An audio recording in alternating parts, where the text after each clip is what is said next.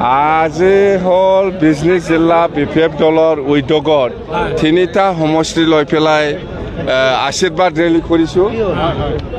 এই আশীৰ্বাদ ৰেলীত সকলো জাতি জনগোষ্ঠী সকলো শ্ৰেণীৰ মানুহে যোগদান কৰাটো আমি দেখিবলৈ পাইছোঁ আৰু মই খুব সুখী মানে ছেটিছফাইড যে তিনিটা সমষ্টিৰ ভিতৰত তিনিটাই ওলাই যাব BPF-এ তিনিটা সমষ্টি ওলাই যাব কোনো ডাউট নাই।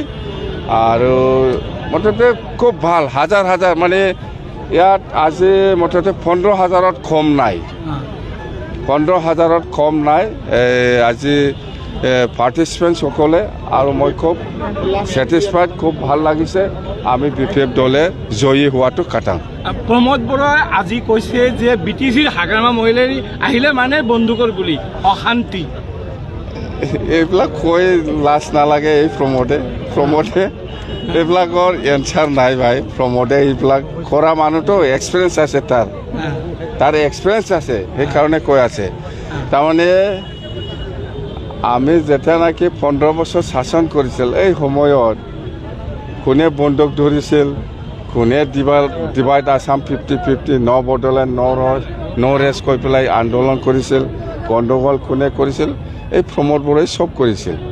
তাৰ এটা এক্সপিৰিয়েঞ্চ আছে সেইকাৰণে কৈ আছে যে এইবাৰ BPF দল যদি চৰকাৰ কৰে আমি এনেকুৱা কৰিম প্ৰমোদে কৰিব। এইটো আজি প্ৰমোদে 5 বছৰ চৰকাৰ চলাইছে আমি না বন্দুক ধৰিছে না ডিভাইড আসাম 50-50 কৈছে।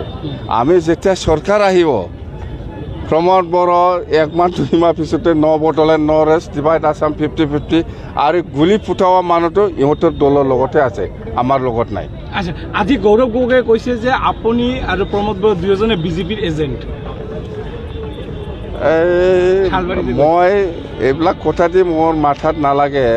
মই কৈছোঁ আহক আপোনালোকে চবে নিজৰ ৰাজনীতিত নিজৰ দলটো জিকাবৰ কাৰণে চবে চেষ্টাটো আছে চবে বেলেগ বেলেগ কথা ক'ব কোৱাৰ আপত্তি নাই আমাৰ কওক কিন্তু বেয়া কথা নকবি ময়ো লাগি যাব।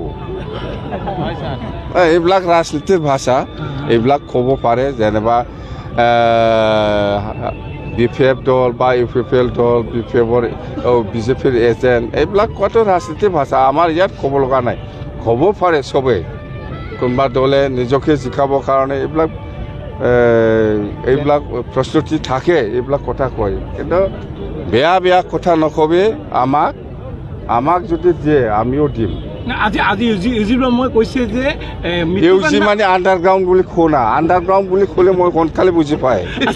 ইউজি ব্ৰহ্মই কৈছে যে মিত্ৰতাৰ যিটো কথা চলি আছিল আপচুৰ উদ্যোগত সেইটো অকল আপুনি কেৱল মিত্ৰতাৰ আবুহা মাৰিছে নকৰে। এই আণ্ডাৰগ্ৰাউণ্ডে যিটো কথা কয় এইবিলাক বিশ্বাস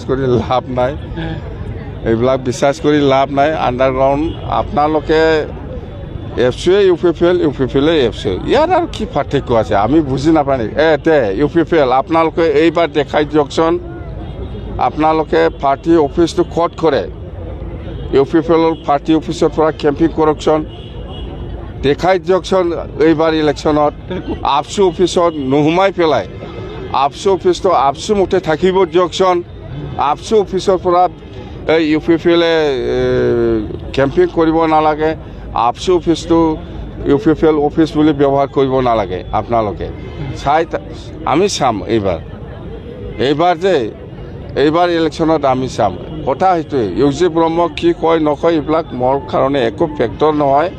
মুঠতে ইউজি ব্ৰহ্ম আপুনি পাৰিলে কেবিনেট মন্ত্ৰীটো এৰি পেলাই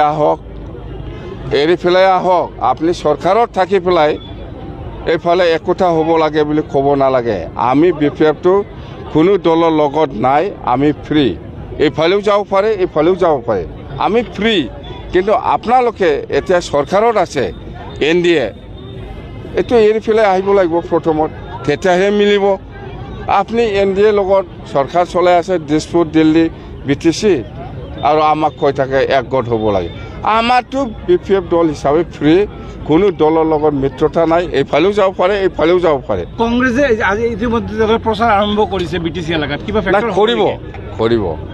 আমাৰ BPF দলৰ কাৰণে BTCত কোনো দলে ফেক্টৰ নহয়। এতিয়া হয় আমি মানিব লাগিব এতিয়া মানে বিজেপিয়ে আমাৰ পিছে পিছে দৌৰি আছে তাৰমানে আমাৰ নেক্সটতে বিজেপিয়ে অলপ ষ্ট্ৰং হৈ আছে আগত UPPL আছিল UPPL কিন্তু লাষ্টত গ'ল কিন্তু আপোনাৰ উল্টা কৈ আছে তেওঁ কৈ আছে এইবিলাক কৈ লাভ নাই সংখ্যাগৰিষ্ঠ পাব এইবিলাক কৈ লাভ নাই প্ৰমোদ বড়ো আপুনি আমাৰ মহিলাসকলক আই মাতৃসকলক যি ধৰণৰ ঠগাইছে আপোনাৰ ভাৱ লাগিব বুলি মই এটা সময়ত কৈছোঁ এইটোৱেই লাগি আছে এতিয়া